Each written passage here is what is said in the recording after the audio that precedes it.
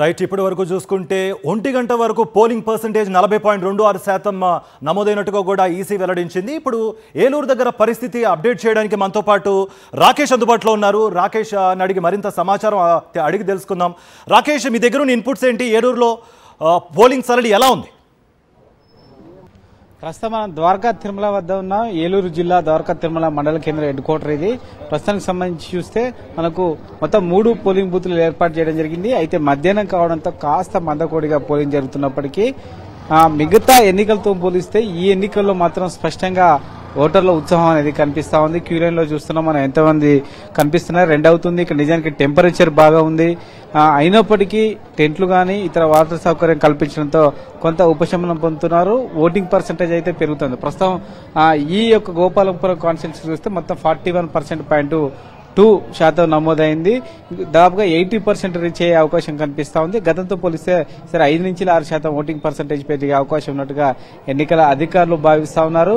రెండవది సాయంత్రం 3 నుంచి 4 మధ్యలో ఇంకా ఓటింగ్ పర్సెంటేజ్ పెరగడానికి అవకాశం ఉంటుంది. చాలా మంది ఓటర్లు ఇతర ప్రాంతాల్లో గానీ ఇతర ఉద్యోగాలు చేస్తున్న వాళ్ళు గానీ ఈ రోజు వాళ్ళు ఇక్కడికి వచ్చి ఈవినింగ్ టైంలో ఓటేసే అవకాశం ఉన్నట్టు తెలుస్తోంది. మొత్తం 3 పోలింగ్ బూత్లకు సంబంధించి 2800 మంది ఓటు హక్కు వినియోగించుకోబోతున్నారు. ఇందులో కూడా దాదాపుగా 45% ప్రస్తుతం 3 పోలింగ్ బూత్లలో కూడా ఓటింగ్ శాతం నమోదు కావడం జరిగింది. ఇక ఈ మొత్తం కాన్ఫరెన్స్ లో కూడా ఎక్కడ కూడా ఎటువంటి ఇబ్బంది లేకుండా సజావుగా ప్రస్తుతం పోలింగ్ అయితే సాగుతుందని కూడా చెప్పుకోవచ్చు. అదనపు బలగాలు మోహరించడం, దీంతో పాటు సమస్యాత్మకమైన ప్రాంతాల్లో కూడా సిఆర్పీఎఫ్ జవాన్లను ఇక్కడ బందోబస్తు ఏర్పాటు చేయడంతో చిన్న చిన్న ఘటనలు జరిగినప్పటికీ వాటిని పోలీసులు కంట్రోల్ చేసే ప్రయత్నం చేస్తా ఉన్నారు. ఇబ్బంది లేకుండా ప్రస్తుతం పోలింగ్ నమోదయ్యే విధంగా అయితే చూస్తున్నారని కూడా చెప్పుకోవచ్చు. ఎండ వేడిని సైతం లెక్క చేయకుండా ముఖ్యంగా మహిళల ఓటింగ్ శాతం అనేది అంతకంతకు పెరుగుతా ఉంది. ఇప్పటి వరకు నమోదైన ఓటింగ్ శాతంలో దాదాపుగా 60% వాళ్ళే ఉన్నట్టుగా ఎన్నికల అధికారులు భావిస్తా ఉన్నారు. మెజారిటీ మహిళలు కూడా ముందస్తుగా ఓటు వేసి వీళ్ళని తొందరగా కూడా ఓటు వేయడానికి ఉత్సాహం చూపడంతో ఈసారి ఖచ్చితంగా పోలింగ్ పర్సెంటేజ్ పెరుగుతుందనే అంచనాలు అయితే కనిపిస్తా ఉన్నాయి. దాదాపుగా పెన్షన్దారులు అయితే దాదాపుగా మొదటి అవర్స్ కూడా మొదటి 3 గంటల్లోనే 7 to 10 మధ్యలోనే పెన్షనర్లు పూర్తి స్థాయిలో కూడా ఓటు హక్కు వినియోగించుకోవడం అనేది ఒక సంకేతం ఇచ్చినట్టుగా ప్రభుత్వం రాజకీయ విశ్లేషకులు అంచనా వేస్తున్న నేపథ్యంలో మొత్తం పోలింగ్ సరళిపైన అయితే ఒక చర్చ అయితే జరుగుతూ ఉంది. ఎందుకంటే పోలింగ్ సరళి పెరుగుతుంది కాబట్టి ఏ విధంగా ఉంటుందనే ఆసక్తి ప్రస్తుతం అందరిలో కనిపిస్తూ ఉంది.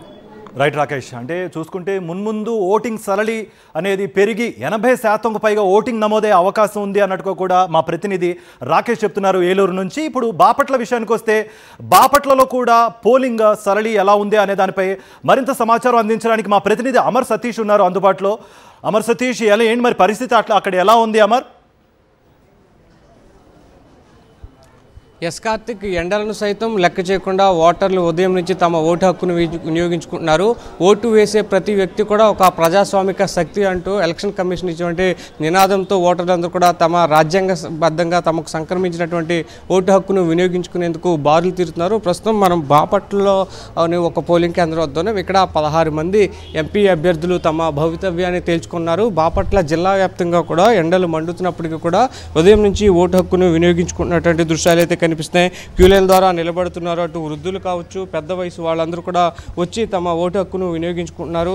బాపట్ల జిల్లాలో ఓవరాల్గా 44% పై చిలుకు ఓట్లు నమోదయ్యాయి. బాపట్ల అసెంబ్లీకి సంబంధించి 43.52%, రేపల్లో 44.58%, చీరాల్లో 38%, సంతనూతలపాడు 45%, అద్దంకి 46%, వేమూరు 44%, అలాగే పర్చూరు 45%.